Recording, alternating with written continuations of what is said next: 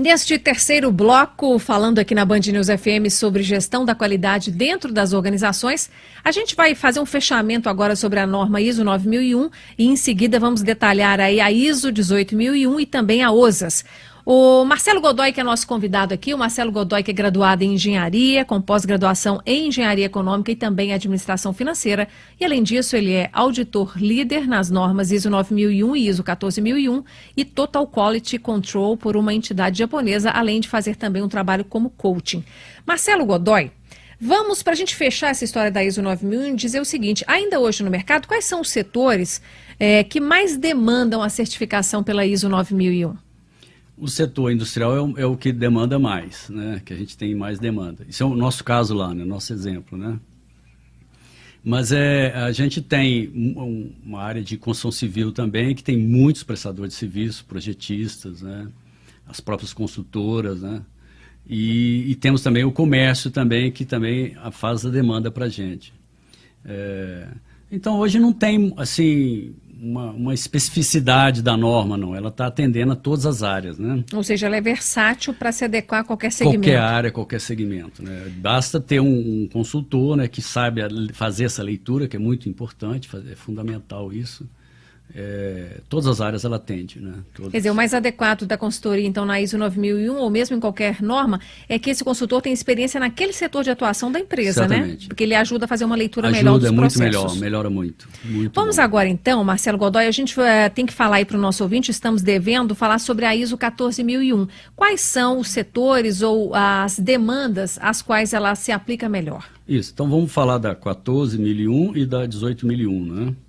Isso, exatamente. Vamos colocar as duas juntas. Isso, Quando você tem o seu sistema operacional, então, como é que a gente usa um termo, né? Rodando, né? Ou seja, funcionando, né?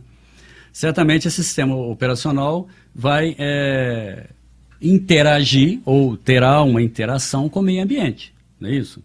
Então, como gerir isso? Como ter essa gestão com esse meio ambiente, né? Ou seja, o impacto que o seu negócio causa, querendo ou não. Qual que é o impacto? Quais são os riscos, né, com relação ao meio ambiente? Como que você gerenciaria isso, né? Você pode fazer isso sem uma implantação da 14001, né?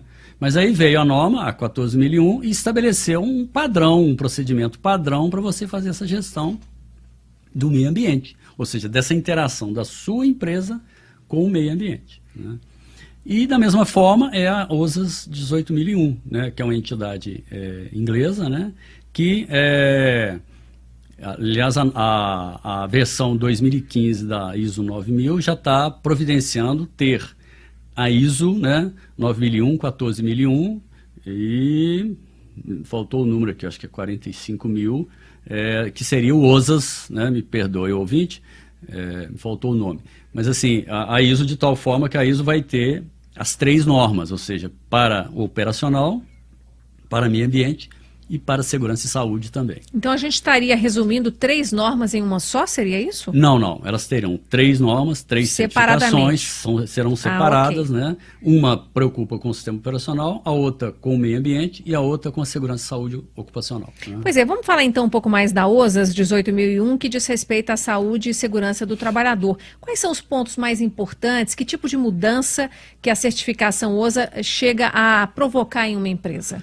Normalmente, você tem, isso é de obrigação, que a gente chama de as chamadas NRs, normas regulatórias. Isso, exatamente, as normas regulatórias, né, do Ministério do Trabalho, ou seja, elas vão regular sobre a interação das pessoas com a empresa, ou com a organização, ou coisa assim. Então você tem lá um conjunto de procedimentos que você deve fazer conforme as NRs. Né? Então a legislação já protege bem o trabalhador nesse sentido, ou seja, ela vai, vamos pegar, por exemplo, a construtora, por exemplo, né? A construtora deve ter uma área de vivência, deve ter escritórios, deve ter segurança junto aos andaimes, a trabalho em altura, enfim, tudo isso já é regulamentado, bastante regulamentado pelas NRs. Aí vem a certificação, mas como como gerir melhor isso, né? Como fazer um trabalho melhor, uma sedimentação disso. Né? A ISO seria a OSAS, aliás, 18.001, seria um guarda-chuva dessas normas ou não? Não. Ela vai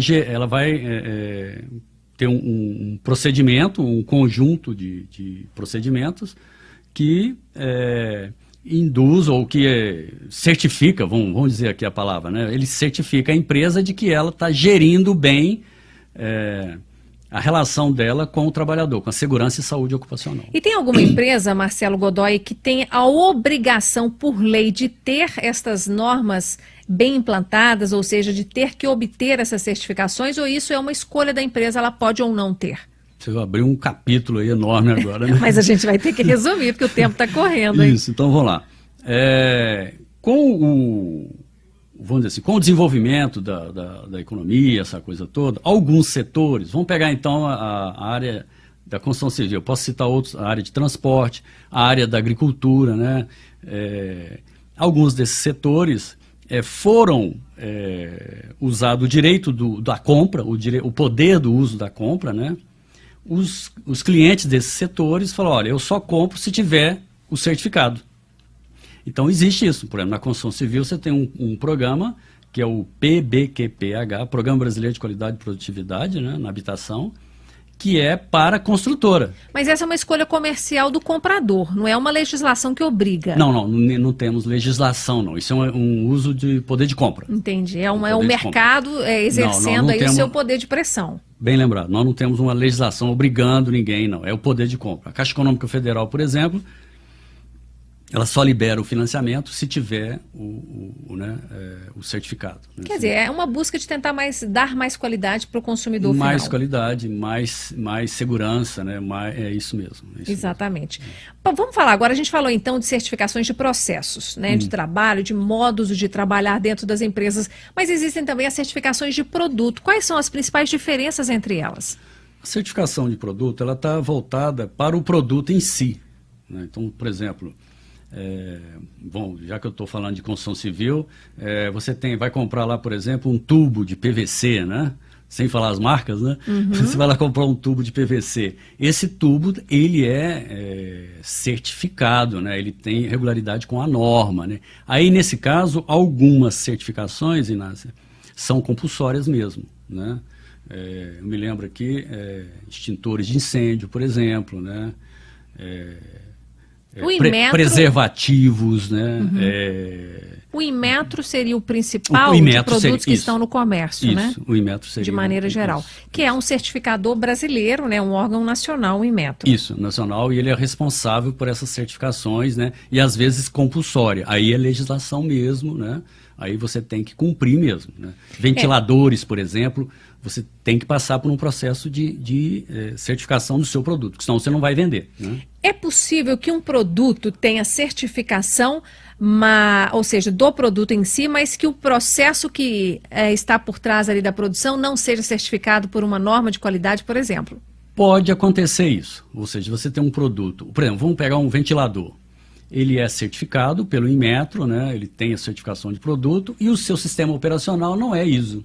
Pode acontecer isso. Para a gente entender, a certificação de um produto, ela parte do exame do produto. Exame do produto, a entidade, por exemplo, se for um Inmetro, ele não vai à indústria que produz para ver como é feito o ventilador. Vai também? Vai. Então ele também estuda o processo de produção? Estuda o processo de produção. Mas ele pontua se o processo for equivocado? Dependendo do produto, você vai ter processos...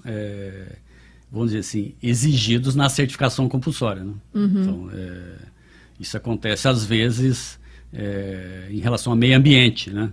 Ou seja, para você ter a certificação do produto X, você tem que tomar cuidado, por exemplo, com o meio ambiente ou com a segurança e saúde, né?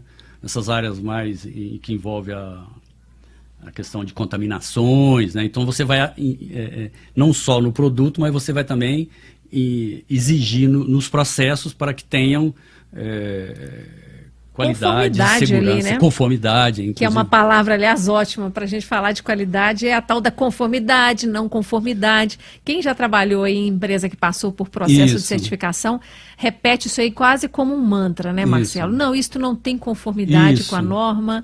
E aí você vai ajustando o seu processo de trabalho. Ouvintes, o nosso convite agora para o próximo bloco é o seguinte: a gente vai falar do valor que essas certificações têm, seja em processos ou produtos, para o consumidor final. A gente já começou um pouquinho a dizer que o mercado, né, aí no business to business, que é o B2B, ele costuma exercer o seu poder de compra em especial, exigindo que as empresas fornecedoras de uma cadeia de suprimentos tenham mais qualidade para integrar essa cadeia. E a gente vai entender agora, na visão do Marcelo Godoy, que é o nosso convidado, um consultor muito experiente nessa área de gestão de processos de qualidade, se o consumidor brasileiro em especial, mas também a gente vai falar um pouco do resto do mundo, se dá mesmo valor a estas certificações de qualidade. A gente faz um intervalo rapidinho aqui na Band News FM e voltaremos daqui a pouquinho nos 89,5. Acompanhe.